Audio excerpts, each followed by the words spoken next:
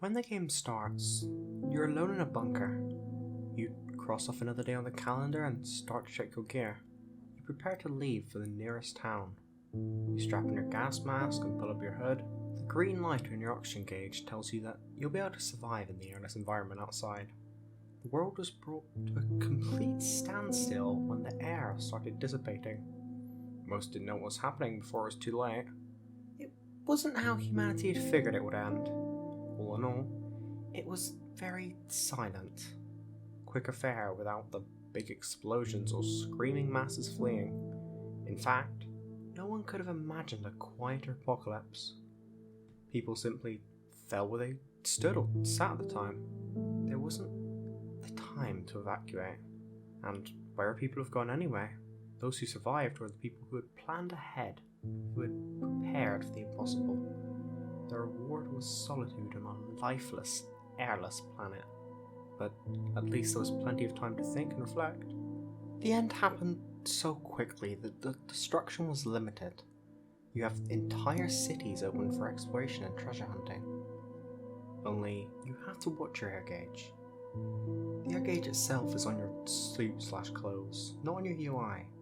So you have to look down to see it. If you forget it, you might end up fucked unless you can somehow find air.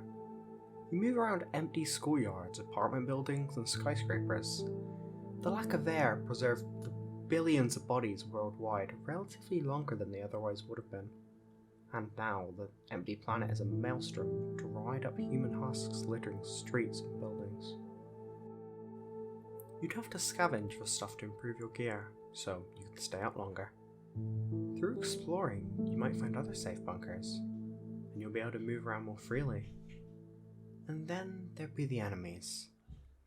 Would they be something that doesn't require air, which could stalk you and make you feel watched? Less open threat that might attack when you least suspect it. Would there be others? Maybe you'd have to find them first. Would you even go armed? No air would mean no sound, so all you'd have was the clicking of the gas mask, and maybe whatever contemporary band you managed to put on that banged up scavenged iPod you managed to find in the pocket of a body near the airport terminal. You'd have to consider getting fuel for the generator in your safe house as well. Your only contact with other people would be some guy, or girl I guess, who you talk to frequently over what's left of the internet or some shit. Or some old radio type thing, like you've known him for years. Never seen him. He's your only company in an otherwise dead world, and he's holed up somewhere else exactly like you. One day, he stops signing in / going on the air, and you decide to find out what happened to him. You only have a faint idea where his bunker is, and you know you wouldn't have enough air together in one stretch. And that's where the game really begins.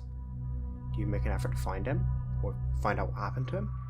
Or do you just go on with your life, salvaging, exploring, and listening to your own breathing as you make your way through the still graveyard of humanity?